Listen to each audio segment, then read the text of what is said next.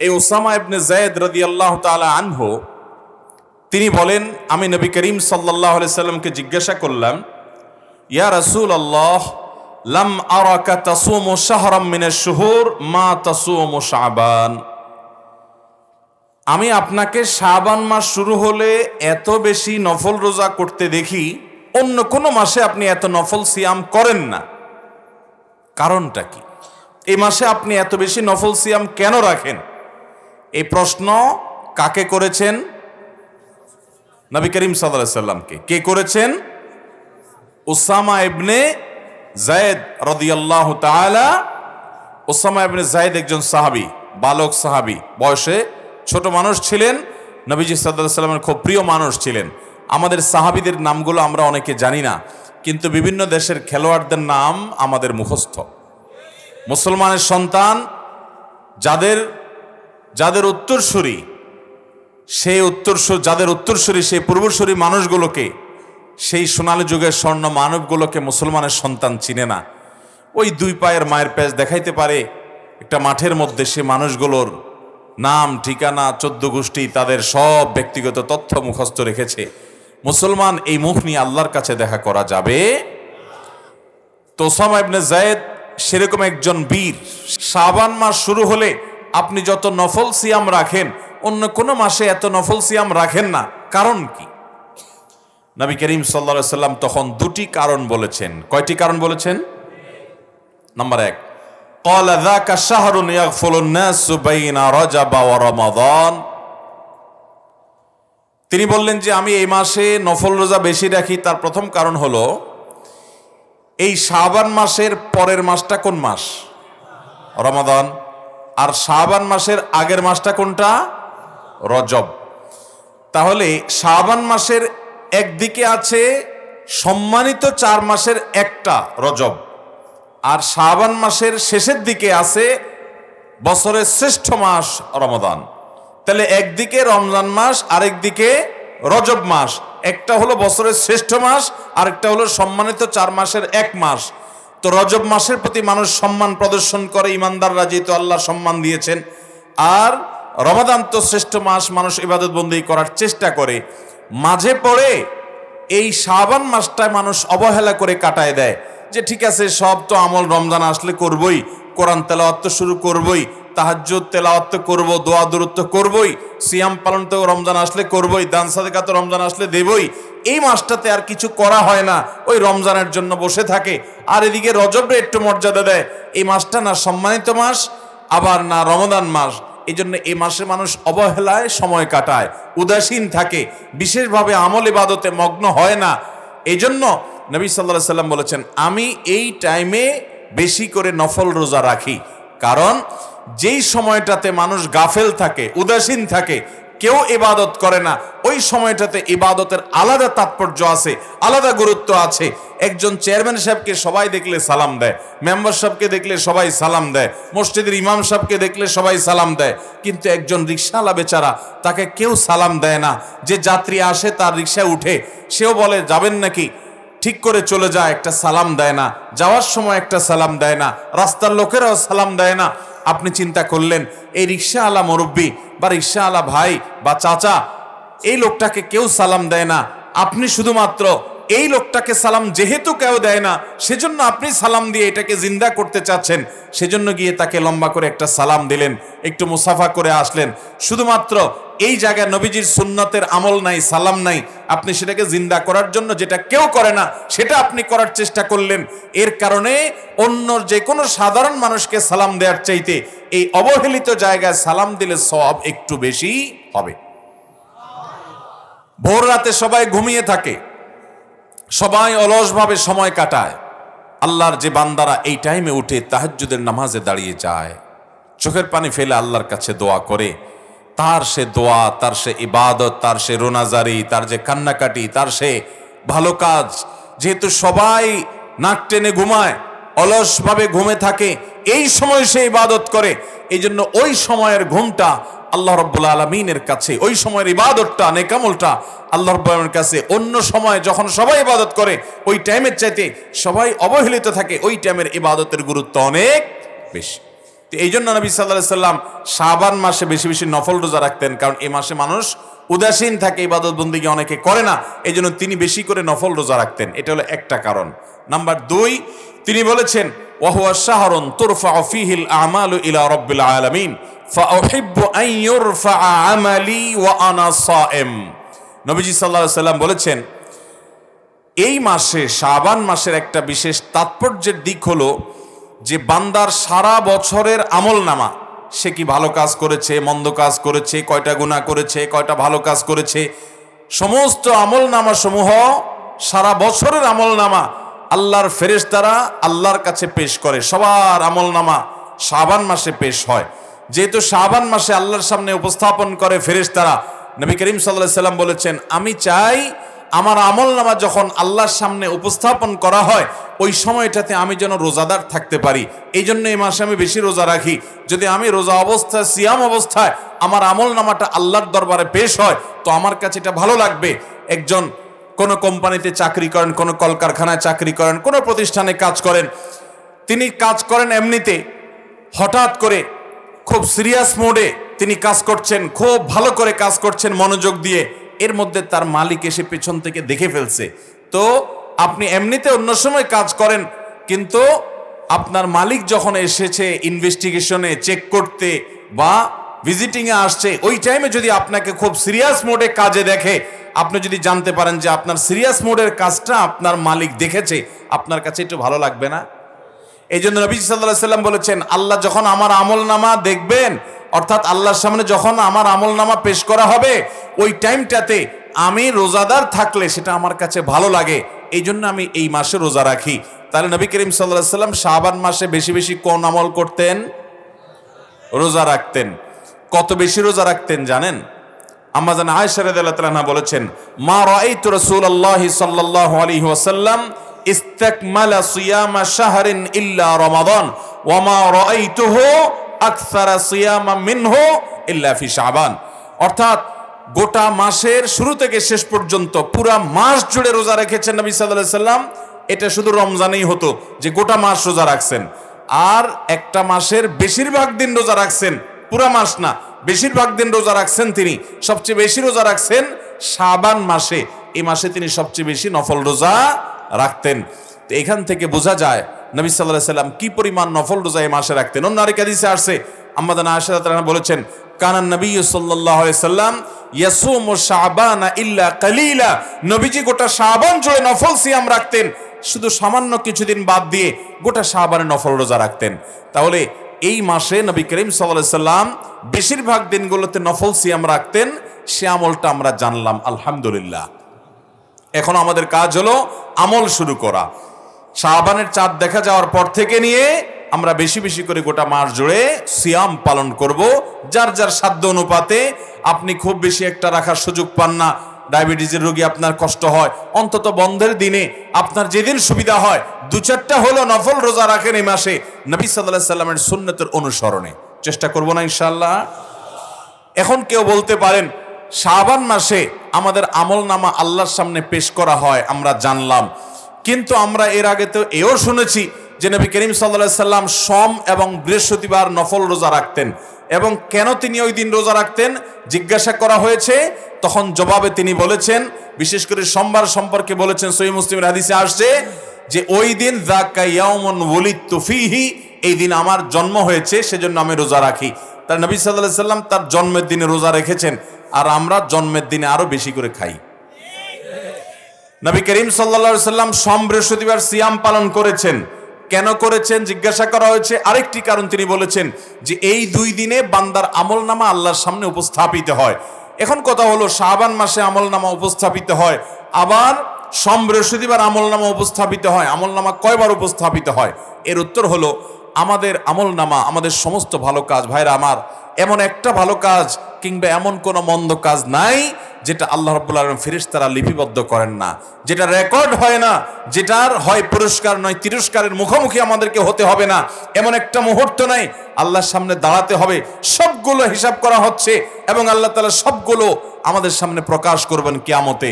তো প্রতিটা মানুষের তার আমলনামা সমূহকে আল্লাহর সামনে 3টা ধাপে পেশ করা হয়, উপস্থাপন করা হয়। এখানে আশেপাশে কলকারখানা অনেক বেশি, আপনারা বিভিন্ন প্রতিষ্ঠানে চাকরি করেন, অনেকে আছেন, আপনাদের জন্য বুঝতে সুবিধা হবে। আপনারা আপনাদের মালিকের কাছে অথবা উপরস্থ অফিসারের কাছে, দায়িত্বশীল বসের কাছে আপনারা অনেক সময় ডেইলি রিপোর্ট দেন, অনেক সময় সাপ্তাহিক রিপোর্ট দেন, অনেক সময় মাসিক রিপোর্ট দেন, অনেক সময় বাৎসরিক রিপোর্ট দেন। এরকম সিস্টেম আছে না নাই? ঠিক একইভাবে প্রতিদিনের রিপোর্ট আল্লাহর ফেরেশতারা, দিনে যারা দায়িত্বশীল থাকেন প্রত্যেকটা মানুষের জন্য ফেরেশতা নিয়োজিত আছে, আপনার জন্য, আমার জন্য, ওনার জন্য, সবার জন্য আছে। এই ফেরেশতারা সকালে এসে সারাদিন আমাদের আমলনামার সব লিপিবদ্ধ করে, এগুলো নিয়ে সন্ধ্যার সময় আল্লাহর কাছে জমা দেয়। আবার সারা রাত কি করি আমরা, ওইটার জন্য আলাদা ফেরেশতা এসে সকালে গিয়ে জমা দেন। এটা হলো ডেইলি রিপোর্ট। আর সোমবার বৃহস্পতিবার রিপোর্ট দেন, এটা হলো সাপ্তাহিক রিপোর্ট। আর আমাদের সারা বছরের আমলনামা জমা দেওয়া হয় শাবান মাসে, এটা হলো আমাদের বাৎসরিক রিপোর্ট। তাহলে রিপোর্ট মোট কয়বার জমা দেওয়া হয়? একবার হলো দৈনিক, আরেকটা হলো সাপ্তাহিক, আরেকটা হলো বাৎসরিক। আল্লাহর কাছে আমাদের আমলনামার হিসাব দেওয়া হয়। ভাইরা আমার, আমরা কয়জন মানুষ খবর রাখি যে আমি আজকে সারা দিনে যা করেছি সন্ধ্যার আগে আগে জায়গা মতো সব জমা হয়ে গেছে। যদি ভালো কিছু করে থাকি তার পুরস্কার যেমন দাঁড়িয়ে গেছে, মন্দ কিছু যদি করে থাকি তার তিরস্কারের ব্যবস্থাও হয়ে গেছে।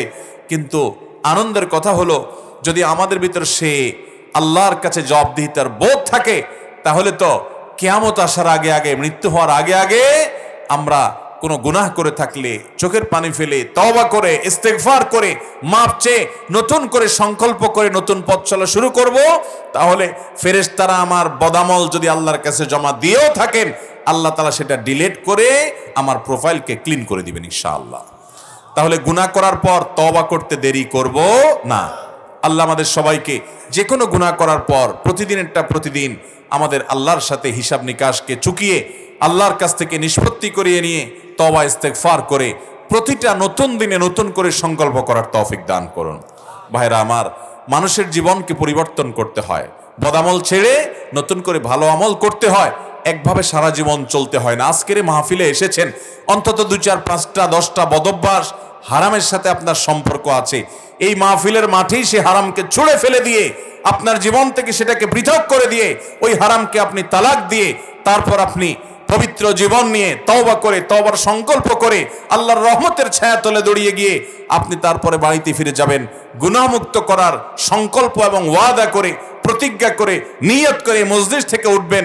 এভাবে যদি আপনি প্রতিটা মজলিস থেকে কিছু খারাপ কাজ ছাড়েন, কিছু ভালো কাজ ধরেন, ইনশাআল্লাহ আল্লাহর সঙ্গে যেদিন আপনার সাক্ষাৎ হবে, মৃত্যু হবে, আপনার রূহ যখন আল্লাহর কাছে পৌঁছে যাবে, সেদিন আপনি ইমানদার নেককার হিসাবে যাবেন।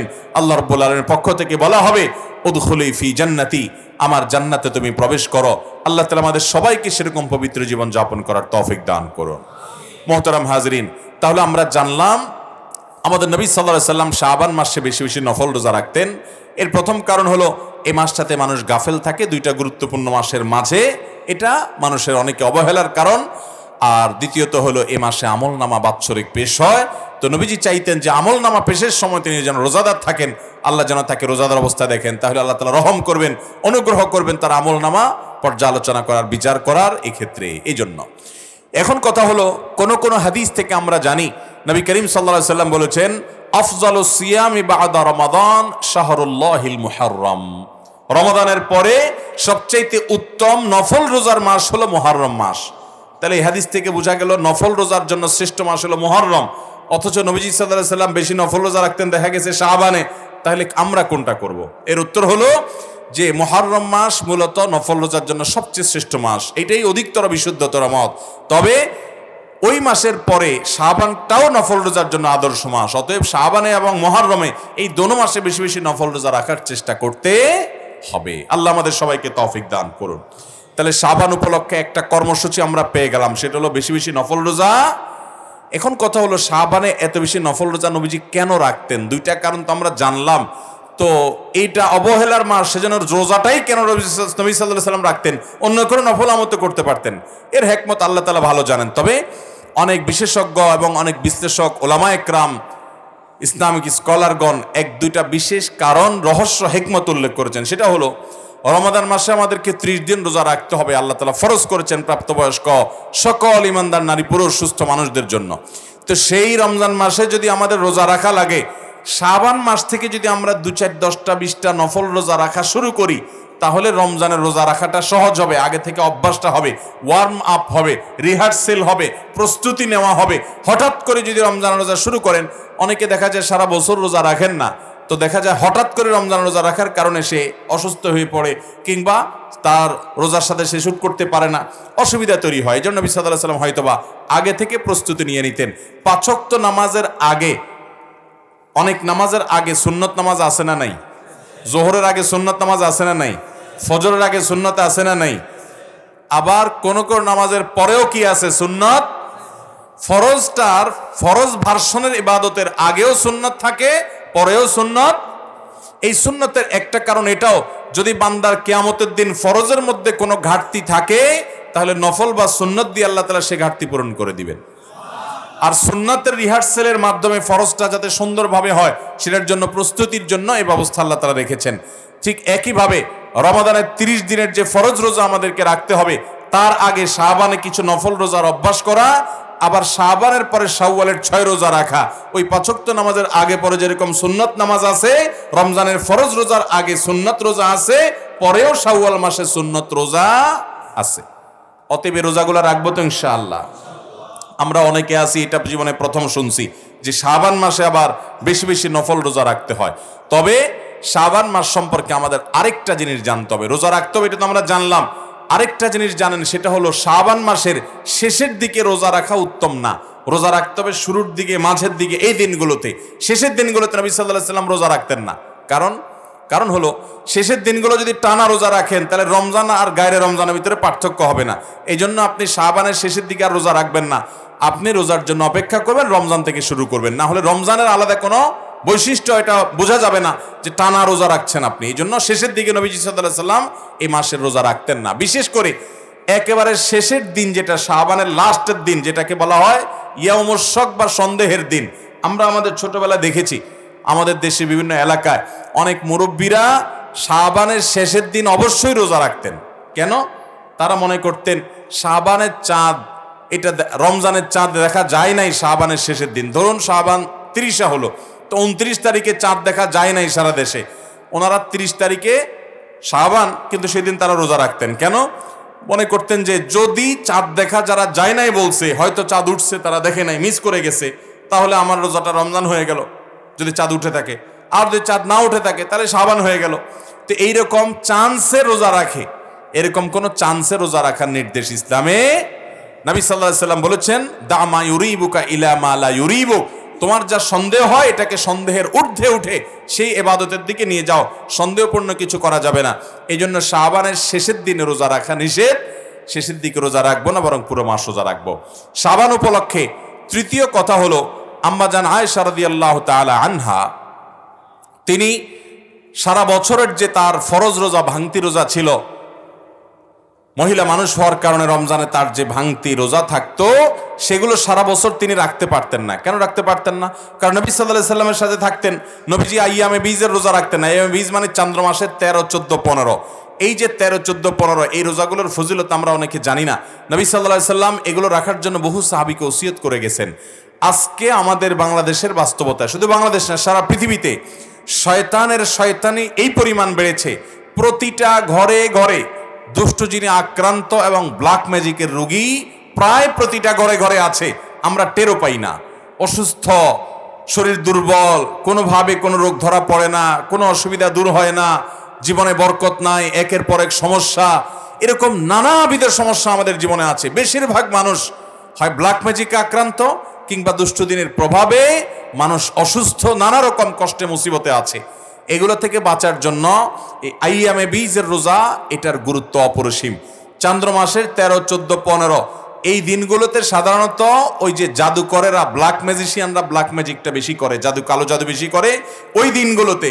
এই দিনগুলোতে যারা রোজা রাখে, আল্লাহ তাআলা তাদেরকে সেফে রাখেন, তারা এটা থেকে নিরাপদে রাখেন, বহু অভিজ্ঞতা দ্বারা এটা প্রমাণিত। অতএব আইয়ামে বীজ অর্থাৎ চন্দ্র মাসের 13, 14, 15 এই 3 দিন আমরা নফল রোজা রাখার চেষ্টা করব ইনশাআল্লাহ। তো বলছিলাম, আম্মাজান আয়েশা রাদিয়াল্লাহু তাআলা আনহা সারা বছর তার ভাঙতি রোজা রাখার সুযোগ পেতেন না। কারণ একদিকে সোমবার, বৃহস্পতিবার আইয়াম বীজের রোজা এগুলো নবীজি রাখতেন, তিনিও রাখতেন, আর বাকি দিনগুলোতে নবী করিম সাল্লাল্লাহু আলাইহি সাল্লাম তার সাথে থাকতেন, কখন নবীজির হক আদায় করতে হয় সেজন্য তিনি রোজা রাখতে পারতেন না। এগুলো শেষ পর্যন্ত শাবানে আসলে নবীজি পুরো মাসই নফল রোজা বেশিরভাগ রাখতেন দিনগুলো, ওই ফাঁকে তিনি তার ফরজ রোজাগুলো রাখতেন। এই জন্য এখান থেকে বোঝা যায় যদি আমাদের কারোর আগের বছরের ভাঙতি রোজা থাকে অসুস্থতার কারণে, সফরের কারণে, মহিলাদের মাসিকের কারণে, তাহলে সেই রোজাগুলো শাবানের মধ্যে রেখে ফেলা উচিত। এটা হলো শাবান উপলক্ষে তৃতীয় জ্ঞাতব্য বিষয়। প্রথম জ্ঞাতব্য বিষয় বেশি বেশি নফল রোজা রাখবো কেন, দুই কারণ বলেছি। দ্বিতীয় জ্ঞাতব্য বিষয় বলেছি যে শাবান মাসে বেশি রোজা রাখবো ঠিক আছে, কিন্তু শাবানের শেষের দিন রোজা রাখবো না, শেষের দিকে রাখবো না। তৃতীয় জ্ঞাতব্য বলেছি কাজা বা ভাঙতি রোজা যদি আগের বছরে থাকে তো এই শাবান মাসের মধ্যেই সেটা রেখে ফেলতে হবে, কারণ রমজান আসলে নতুন রোজা রাখতে হবে, আগেরগুলা ক্লিয়ার করে ফেলা উচিত।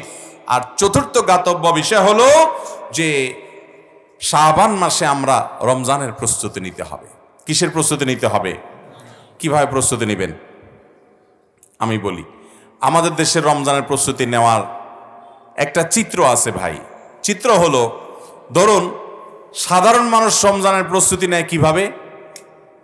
রমজানের আগে দেখবেন, শাবানে বিশেষ করে শেষের দিনগুলোতে দেখবেন যে বাজার থেকে তেল, চিনি, সয়াবিন, ভুসি, ছোলা, খেজুর এগুলো কিনতে কিনতে মানুষ কাহিল হয়ে যায়। কারণ রমজান আসতেছে। কারণ কি? রমজান আসছে, তার প্রস্তুতি হিসাবে ছোলা, চিনি, বেগুন, বেসম আর তেল, খেজুর এগুলো কিনতে কিনতে আমরা কাহিল। আমাদের কেনার স্টাইল দেখে মনে হয় যে একটা খানার মাস আসতেছে। এই পরিমাণ ক্রাইসিস প্রতি বছর রমজান উপলক্ষে হয় যে বাজার সামলাতে গিয়ে সংশ্লিষ্ট যারা আছে বেচারাদের গলদঘর্ম হয়ে যেতে হয়, অবস্থা কাহিল হয়ে যায়। কারণ এই পরিমাণ খায় পাবলিক যে খানার ডিমান্ড এই পরিমাণ হয় যে বাজারে সাপ্লাই দিয়ে পারে না, এই চান্সে আপনার দাম বাড়ায় দেয় অসাধু ব্যবসায়ীরা। অথচ রোজার মাসে আল্লাহ তাআলা দিনের বেলায় পুরাটাই খানা বন্ধ করে দিয়েছেন। অন্য সমস্যাতে এই সময় খানা আরো কম হওয়ার কথা, কিন্তু আমরা এসা খানা খাই। আবার এই বেশি খানা খাওয়ার জন্য একটা জাল হাদিস বানায় নিয়েছে। সেটা কি? রমজানে খানার কোনো হিসাব নাই। শুনছেন নি আপনারা এই হাদিস? রমজানে খানার নাকি হিসাব নাই। আরে ভাই, রমজানে খানার হিসাব আরো বেশি দেওয়া লাগবে, কারণ ইবাদতের মাস। তুমি বিনা হিসাবে খাইলা, রমজান মাসে দুপুরবেলা খাইলা, যে খানার হিসাব নাই, মুগুর একটাও নিচে পড়বে? ভাইরা আমার, রমজানের প্রস্তুতি দুঃখজনক। আমরা আম জনতার প্রস্তুতি হলো বাজার করে আমরা রমজানের প্রস্তুতি নেই। আর দোকানদারদের প্রস্তুতি কি? বিশেষ করে মুদি দোকানদারদের প্রস্তুতি হলো রমজান আসছে, চিনির বস্তা, সোলার বস্তা যা আছে এগুলো সব দূরে সরে আউট কর, নাই কিচ্ছু নাই, এরপর দাম বাড়ায় তারপর বিক্রি করব। তাহলে মাল গুদামজাত করা এটা হলো অনেক অসাধু ব্যবসায়ীদের রমজানের প্রস্তুতি। আর মাল কিনতে কিনতে কাহিল হওয়া এটা হলো আমাদের রমজানের প্রস্তুতি। আর মিডিয়াগুলো, টেলিভিশন চ্যানেলগুলো, বিভিন্ন যারা এই টাইপের এই জগতে আছে তাদের প্রস্তুতি হলো তারা ঈদের সিনেমা, ঈদের নাটক কোনটা বাইর করবে না করবে, এগুলো তাদের রমজানের প্রস্তুতি। আর রাজনৈতিক দল যারা করেন, সব রাজনৈতিক দলগুলার তাদের প্রস্তুতি হলো রমজান মাস আসছে, রাজনীতি তো এই মাসে খুব একটা করে জুত করে পাওয়া যাবে না, সমাবেশ মিছিল কিছু জমবে না, তো ইফতার পার্টির নামে রাজনীতি করার জন্য ছক আঁকা শুরু করে। কোন দিন কাদের ইফতার পার্টি, কোনটা এতিমদের সাথে, কোন দিন গরিবদের সাথে, কোন দিন তমুকদের সাথে, কোন দিন অমুকদের সাথে, এই কাহিনী তালবাহানা করে টুপিটাপা মাথায় দিয়ে রমজানে কোন দিন ইফতার পার্টির নামে রাজনীতি করবে, সেই ধান্দা তাদের হলো রমজানের প্রস্তুতি। এগুলো একটাও কি রমজানের সঠিক প্রস্তুতি? রমজানের প্রস্তুতি হবে যে আমি রমজানে যাতে ইবাদত বন্দেগী করতে পারি, সেজন্য আগে ভাগে সমস্ত ঝামেলা শেষ করে ফেলবো। ঈদের জন্য শেষ দশক আমি ইবাদত করতে পারি না ঈদের কেনাকাটার জন্য, এই জন্য সব ঝামেলা আগে সেরে ফেলবো এবং রমজানে আমি এই টাইমে ইবাদত করব, ওই টাইমে কোরআন তেলাওয়াত করব। অনেক ভাইরা আছেন কষ্টের পরিশ্রম করেন, কষ্টের কাজ করেন, পরিশ্রমের কাজ করেন। রমজানে আমি পরিশ্রমের কাজ করতে গেলে রোজা রাখতে পারি না, তাহলে এই মাসে একটু বেশি পরিশ্রম করে টাকা কামাই করে নিব, যাতে রমজান মাসটা কাজ না করেও চলা যায়, আমি যাতে রোজা রাখতে পারি। এগুলো হলো রমজানের প্রস্তুতি। আল্লাহ তাআলা আমাদের সবাইকে রমজানের সঠিক প্রস্তুতি গ্রহণ করার তৌফিক দান করুন। তাহলে শাবান উপলক্ষে চতুর্থ জ্ঞাতব্য বিষয় হলো আমাদেরকে রমাদানের জন্য সঠিক প্রস্তুতি নিতে হবে। ভাইরা আমার, আমরা অনেকে গত রমাদানে অনেক মানুষকে দেখেছি তারা মাটির উপরে ছিলেন, আমাদের সাথে চলাফেরা করেছেন। এই রমাদানে তারা মাটির নিচে চলে গেছেন, আছে না নাই? আমার আব্বাজান রহমতুল্লাহ আলাই গত রমাদানে ক্যান্সারে আক্রান্ত ছিলেন। রমজানের শেষ দশক তিনি এতেকাফে বসেছেন। আমার বুঝ জ্ঞান হয়েছে থেকে নিয়ে ছোটবেলা থেকে আমার মনে পড়ে না যে রমজানের শেষ 10 দিন আমার বাবাকে আমি কোনোদিন ঘুমাইতে দেখছি, কোনোদিন মনে পড়ে না। সারা জীবন আল্লাহর বান্দা চায়ের একটা ফ্লাস্ক সাথে নিয়ে ইবাদত বন্দেগী জিকির আজকার, আর যে মসজিদে কেউ এতিকাফে বসে না ওই মসজিদে লোকজন নিয়ে এতিকাফে বসা। গত রমজানে ক্যান্সারে ভয়াবহ অবস্থা, ডাক্তাররা রীতিমতো তার বেঁচে থাকার কোনো সম্ভাবনা নাই সেরকম একটা আভাস ডাক্তাররা অনেক আগে থেকে পেয়ে গেছেন, অথচ তিনি ওই অবস্থা শেষ দশক পুরাটা এতেকাফ করেছেন। আর এই রমজান এখনো আর বেশি দিন বাকি নেই, আমার আব্বাজান রহমতুল্লাহ আলাই তিনি কবরবাসী হয়ে গেছেন, এই রমজান আর তিনি পাবেন না। তো আমরা অনেকে এখানে আছি যারা হয়তো এই রমজানটা আল্লাহ চাহেন তো হয়তো আমরা পাবো, কিন্তু এরপরে আরেকটা রমজান হয়তো আমরা পাবো না। একটা রমজান মানুষকে আল্লাহর কাছ থেকে তার সমস্ত গুনাহ মাফ করিয়ে তার পুরা প্রোফাইলকে ক্লিন করে পরিষ্কার করে তার সমস্ত গুনাহগুলোকে ডিলিট করে দিয়ে তার হিসাবের খাতাকে সম্পূর্ণ নতুন পরিচ্ছন্ন ঝকঝকে পরিষ্কার করে দিতে পারে। রমজান মাসের তওবা, ইস্তেগফার, রোনাজারি, চোখের পানি, দোয়া, ইবাদত, বন্দেগী, কোরআন তেলাওয়াত, তারাবি, তাহাজ্জুদ, চোখের পানি, তওবা এবং আল্লাহর দিকে ঝুঁকে পড়া। অতএব রমজানকে সেভাবে কাটাবো তো ইনশাআল্লাহ। সেভাবে কাটাইতে হলে এখন থেকে নিয়ত করতে হবে। আমার রমজানে ইবাদতের ক্ষেত্রে বাধা কি? ঈদের কেনাকাটা, তাহলে আগে ভাগে এটাকে ক্রস দিয়ে ফেলতে হবে। আমার রমাদানে ইবাদতের ক্ষেত্রে বাধা কি? আমার মোবাইল, ফেসবুক, ইউটিউব, তো আগে থেকে এটাকে আনইনস্টল করে ফেলতে হবে। আমি সৌদি আরবে থাকাকালীন সময় আমি দেখেছি বহু আল্লাহর নেককার বান্দা, অনেক যুবককে আমি দেখেছি, অনেক ইয়াংকে আমি দেখেছি রমাদান এর আগে মোবাইল থেকে ফেসবুক, হোয়াটসঅ্যাপ সহ সকল অ্যাপ যেগুলো তাকে এঙ্গেজ করে রাখে, যেগুলো নেশা থেকে সে বের হতে পারে না, আল্লাহকে খুশি করবার জন্য, রমাদানে কোরআন খতম দেওয়ার জন্য, রমাদানে আমল করার জন্য, রমাদানে ঘন্টাকে ঘন্টা হাত তুলে চোখের পানি ফেলে দোয়া করবার জন্য, সেজদায় দোয়া করবার জন্য তাদের মোবাইল থেকে সমস্ত অ্যাপগুলো ডিলিট করে এগুলো থেকে সে পরিচ্ছন্ন হয়ে যায়। বন্ধু বান্ধবদেরকে বলে দেয় যে রমজান মাসে কোনো যোগাযোগ নাই, এ মাস আল্লাহর সাথে আমি কথা বলবো। আল্লাহ তাআলা আমাদেরকে সেভাবে রমজান কাটাবার তৌফিক দান করুন। নিয়ত করবো তো ইনশাআল্লাহ। এখন থেকে প্ল্যান করতে হবে, হুট করে করলে তখন হবে না। এখন থেকে পরিকল্পনা করতে হবে, আমাকে প্রতিদিন এক পারা পড়লে আমি কোরআন খতম দিতে পারবো, তাহলে কোন সময় পড়বো আমি সেটা বের করতে হবে। এবং কোন কোন জিনিস আমার বাধা, আমার ফেসবুক, আমার ইউটিউব, আমার বন্ধু, আমার বান্ধব, আমার ঈদের কেনাকাটা, আমার আড্ডা, আমার কোনো মজলিস, কোনো কিছু যদি আমার ইবাদতে বাধা হয়, শাবান মাসেই সেটাকে আল্লাহর জন্য কোরবানি করে দিয়ে ওই সমস্ত বদভ্যাসকে ত্যাগ করে তারপরে রমজানের জন্য প্রস্তুতি নিতে হবে। এই শাবান হলো রমজানের প্রস্তুতি নেওয়ার মাস। আল্লাহ আমাদের সবাইকে তৌফিক দান করুন। তাহলে ভাইরা, শাবান উপলক্ষে 4টি জ্ঞাতব্য বিষয় বলেছি, এর প্রতিটি আমরা খেয়াল করবো এবং আমল করব। আল্লাহ তাআলা আমাকে আপনাকে আমাদের সবাইকে আমলের তৌফিক দান করুন। তাহলে ওয়াজ শুনলে সাথে নিয়ে যাওয়ার কথা বলছিলাম, নিয়ে যাবেন তো ইনশাআল্লাহ সাথে। আল্লাহ আমাকে আপনাকে আমাদের সবাইকে সাথে নিয়ে যাওয়ার তৌফিক দান করুন।